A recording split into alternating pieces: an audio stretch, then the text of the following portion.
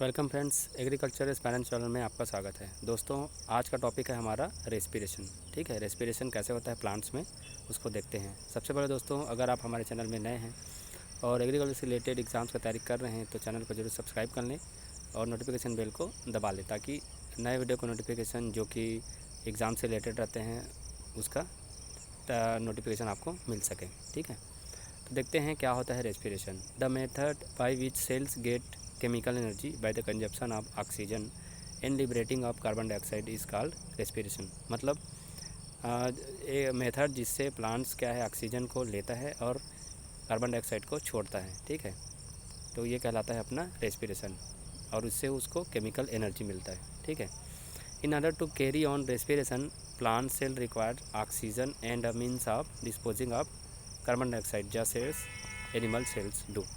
ठीक है, इसमें क्या होता है रेस्पिरेशन में प्लांट सेल को चाहिए रहता है ऑक्सीजन। ठीक है, और वो डिस्पोज करता है कार्बन डाइऑक्साइड जैसे एनिमल सेल करता है वैसे ही। In plants every part such as root stem executes respiration as plants do not possess any particular organs like animals for the exchange of gases.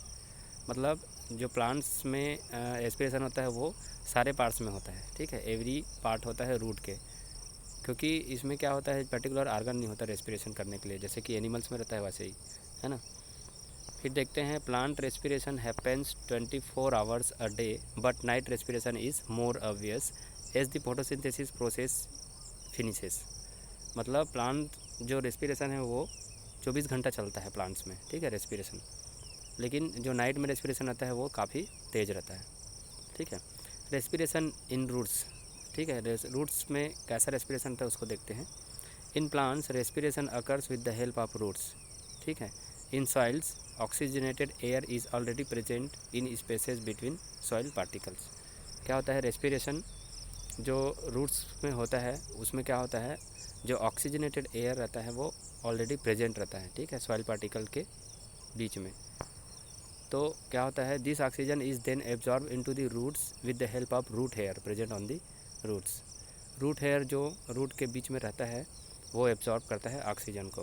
ठीक है, the hairs of the roots are in straight contact with them. In fact root hair is a lateral tubular outgrowth of the external epidermal cells of root. मतलब जो root hairs रहते हैं उससे absorb होता है, वो इस कॉन्टैक्ट में रहता है डायरेक्टली। ठीक है, तो वो एब्जॉर्ब करता है अपना ऑक्सीजन को। वो एक आउटग्रोथ रहता है जो ट्यूबुलर फॉर्म में रहता है। Oxygen present among the soil particles diffuses into the root hairs. From root hairs oxygen is transported to all the parts of the roots for respiration. क्या होता है, जो ऑक्सीजन प्रेजेंट रहता है सॉइल पार्टिकल्स में वो रूट हेयर्स के through diffuse होता है और फिर वो सारे पार्ट्स में फैल जाता है। ठीक है, during the respiration process oxygen is transformed into carbon dioxide gas which is spread in the opposite direction out of the roots by the same root hairs which complete the respiration process of roots। क्या होता है, respiration process के समय जो oxygen transform होता है carbon dioxide में वो स्प्रेड हो जाता है अपोजिट डायरेक्शन में भी, मतलब आउटसाइड रूट के बाहर, मतलब। ठीक है, रूट हेयर के थ्रू ही, और ये एक अपोजिट प्रोसेस हो जाता है फिर। ठीक है, फिर देखते हैं if potted plant is watered over for a long time then the plant can ultimately die. This is due to much water exhausting all the air from in between the soil particles. Because of this oxygen is not free to the roots for aerobic respiration. मतलब example बता रहे हैं, जैसे कि हम potted plant है उसमें अगर हम पानी देते हैं और लंबे समय तक पानी उसमें रहता है तो वो डाई हो जाता है, मतलब मर जाता है। क्यों? क्योंकि उसके बीच में जो स्पेस है उसमें वाटर आ जाता है और एयर सर्कुलेशन नहीं हो पाता है, इस कारण वो मर जाता है। और जो ऑक्सीजन फ्री कंडीशन में नहीं रहता है इसलिए वहाँ पे एरोबिक रेस्पिरेशन जो है वो नहीं हो पाता है। In this state the roots of plant respires anaerobically making alcohol. फिर है ऐसे कंडीशन में क्या होता है, वो एनारोबिकली रेस्पायर करना चालू करता है और वो बनाता है अल्कोहल। ठीक है, germinating seeds during the early stage respires anaerobically as they have a seed coat that does not permit the oxygen to enter through it।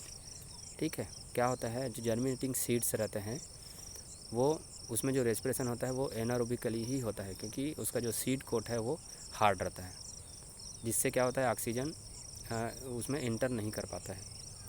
Respiration in plants occurs throughout the day and night, thereby carbon dioxide is formed, though during the day the total carbon dioxide released is insignificant compared to the volume of oxygen made as a result of photosynthesis, therefore one should not sleep underneath a tree at night। क्या होता है, जो respiration है सबसे ज़्यादा night में ही होता है, ठीक है। उसमें नाइट में जो ऑक्सीजन लेके कार्बन डाइऑक्साइड मात्रा जो छोड़ता है वो काफ़ी ज़्यादा रहता है, ठीक है।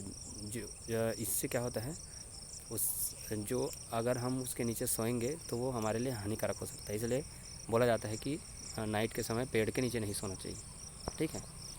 फिर देखते हैं रेस्पिरेशन इन स्टेम। स्टेम्स में कैसा होता है, in plants taking herbaceous stem exchange of gases occurs through stomata and the carbon dioxide CO2 form during the process that gets diffuse into the air with the help of stomata only, ठीक है। Stomata के help से ही वो बाहर आता है ना।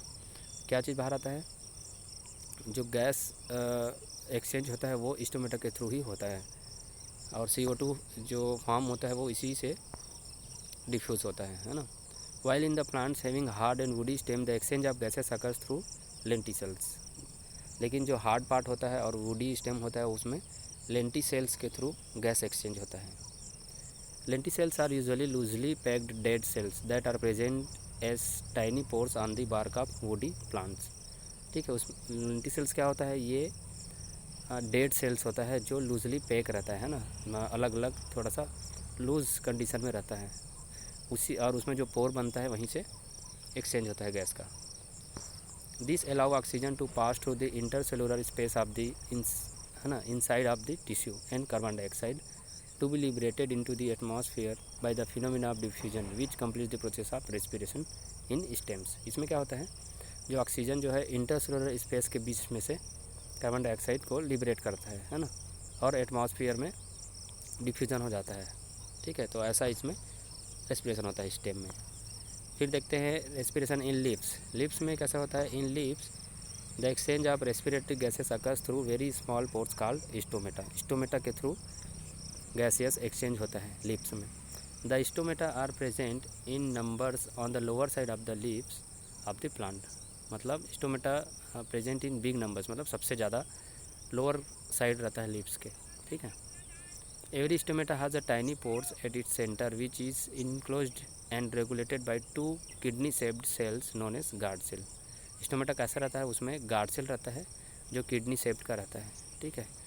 उसके बीच में टाइनी पोर्स रहता है, वही स्टोमेटा कहलाता है।